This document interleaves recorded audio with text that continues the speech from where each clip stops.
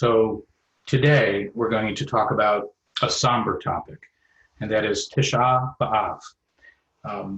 Why is this a somber topic? What is Tisha B'Av? So Tisha B'Av is the ninth of the Hebrew month of Av. Tisha is the ninth, the number nine, the nine of the month of Av.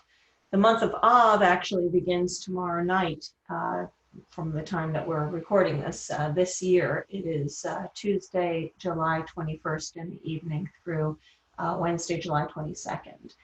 And that's when the Rosh Chodesh is, that's when the new moon of the month of Av is.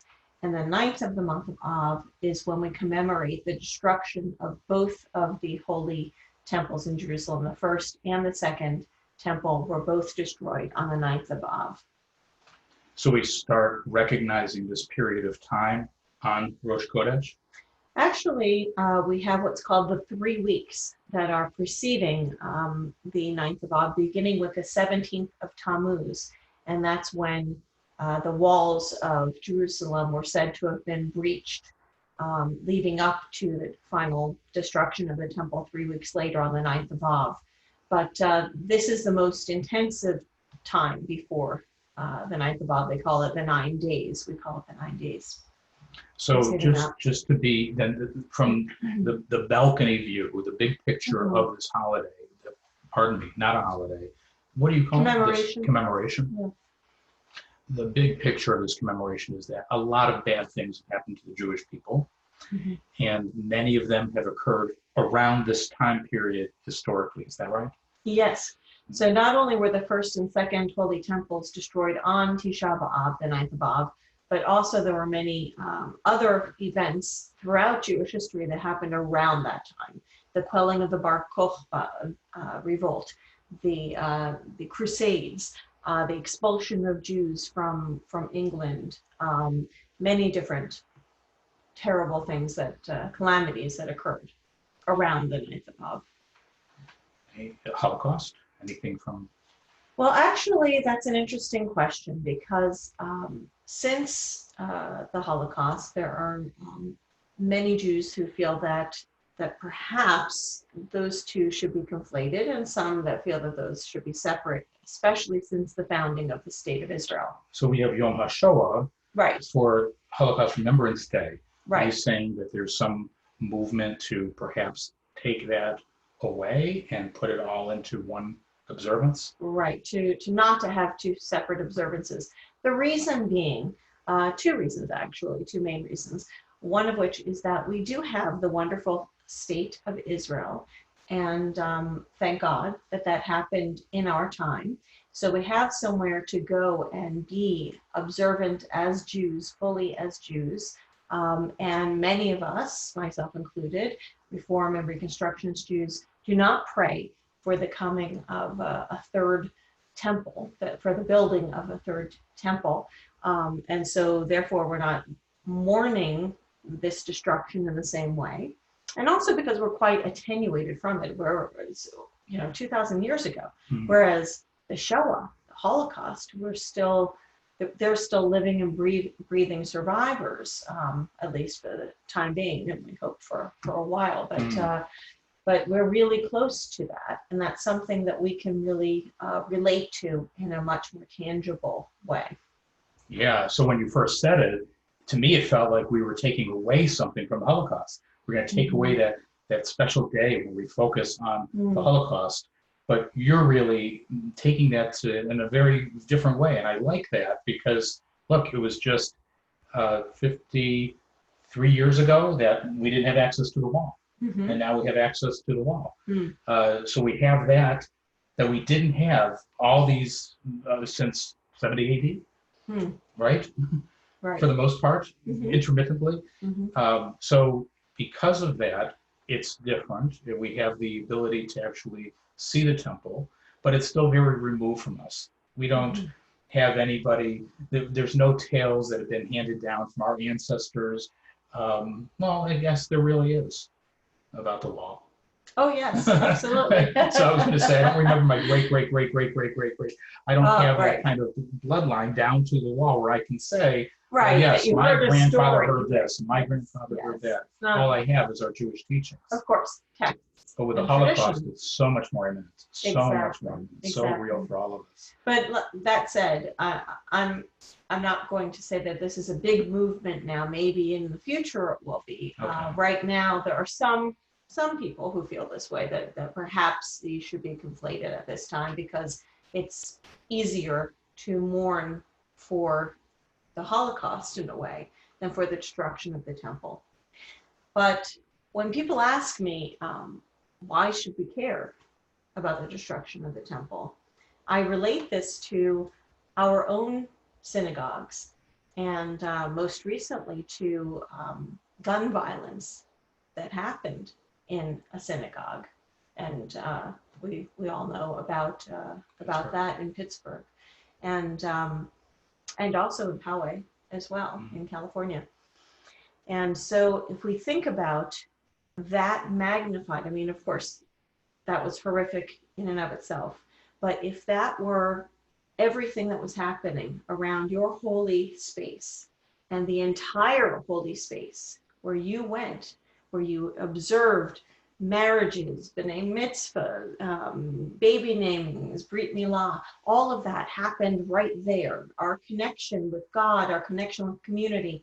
And then not only was there the violence against human beings, but the entire structure was burnt to the ground. I mean, it would be so catastrophic. And then imagine that the whole city, your holy city, is burning, and people are trying to flee, and it's hard for us to imagine. But that was the place where people felt this connection between ourselves and God. And if that was gone for us, as well as the communal place where we went to worship and to celebrate various events in each other's lives, we can just imagine a little bit of what that might have felt like. Wow, you just did it for me. That's very real. Right. And so Tisha B'Av is about remembering that, feeling that, understanding the suffering of our people. Is there a part of Tisha B'Av where it's okay for us to say, but look at us now?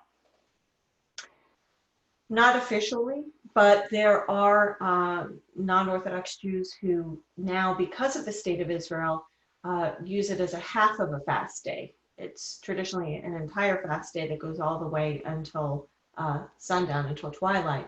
But there are some who feel that it should just be a half a day, and by lunch, by midday, to end the fast at that point, because we do have a recognition that now we have the state of Israel. Okay. Yes. And is there a point, last video we did was Havdalah, a Havdalah service, a separation between Shabbat and the rest of our week. Is there a separation between Tisha B'Av and going back to our lives? Well, that's interesting also, because there are some Jews that believe that the levity of everyday life should not return until after the 10th of Av, because you should eat.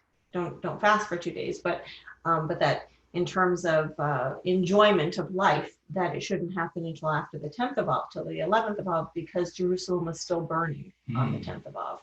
So there's a difference of opinion about when that should exactly be. It's not so clear cut as a holiday, as a Chag, where you have a beginning at sundown and an end at twilight, and you make Havdalah. This is a little more dragged out, and we have different opinions. Well, it's a hard time, and a hard time. We don't know when yeah. everything ended. Right. It's a time of observance, it sounds like. Right. And a time of remembrance. So I was going to ask you something, and I've lost my train of thought, but I think a part of this is understanding that there are many prohibitions that apply to us. Certainly in our Orthodox Jews look at Tisha B'Av, and there are many rules, many things that they must give up. What about in our tradition, in the Reform tradition or the Reconstructionist tradition?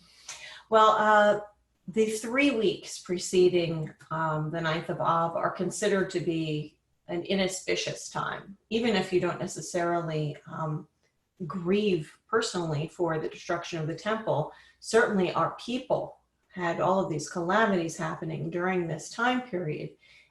So in terms of just being respectful of that, and also maybe a superstitious kind of feeling that this is just a bad time of the year, so people don't necessarily get married. So many Reform or Reconstructionist rabbis would probably say that they would not perform marriage ceremonies during this time. I don't perform marriage ceremonies during this time. So that's one observance. And certainly, you know, we think of the Rosh Chodesh Av as not necessarily a happy day. Most Rosh Chodesh, when we begin a new month, it's a semi-holiday, it's a happy occasion. It's not a somber occasion. But this one, because it begins the 9 days, this intensive period of the mourning for the loss of the temples and all of these other calamities, it's more of a somber time. So we wait until after the 10th of Av to engage in weddings and celebrations. But in mitzvah, I assume you're not going to do that during that period of time either. Well, some rabbis would do the service for a bar mitzvah, because the service is really just a Shabbat service, and it's the person leading it. Whether or not you'll have a very lavish celebration afterwards is really a matter of personal choice. Right. Okay. That Right. makes sense. Right. So you've talked about ritually the things that we observe and some of the differences that you might have as a rabbi in a temple. Mm-hmm. What about at home? Are there different things that we should be abstaining from? Well, some people just abstain from everything. You could go as far as not listening to music, not not doing your everyday. We're not really doing everyday life now anyway. We're in COVID, so. But you're a little more somber during this time, and of course on the 9th of Av, it's an actual fast. Okay. So. No eating. No. Okay. So, And there's a break the fast when we see 3 stars in the sky? yes, or if you observe that it should just be a fast in a day, then you might do that at lunch. Okay. So. Well, thank you. Is there anything else you think that people should know about Tisha B'Av? How can we talk to the children about this? Well, that's a good question, because kids are generally speaking not in religious schools. So Shavuot and Tisha B'Av are commemorations that we don't often get to teach about in religious schools. So I think just teaching our own kids about it, that there are, not just because of the 9th of Av, the date, but that this is part of Jewish history, that there is a sadness to Jewish history, and there's also a heaviness to Jewish history, as well as a lightness and joy of observing Judaism. Shouldn't be all the sadness. Shouldn't be that we observe Judaism just because we could have been destroyed. It should be because we really love who we are and what our faith teaches us. Yeah. So, yes. Certainly. Yes. Thank you. Well, thank you, Scott.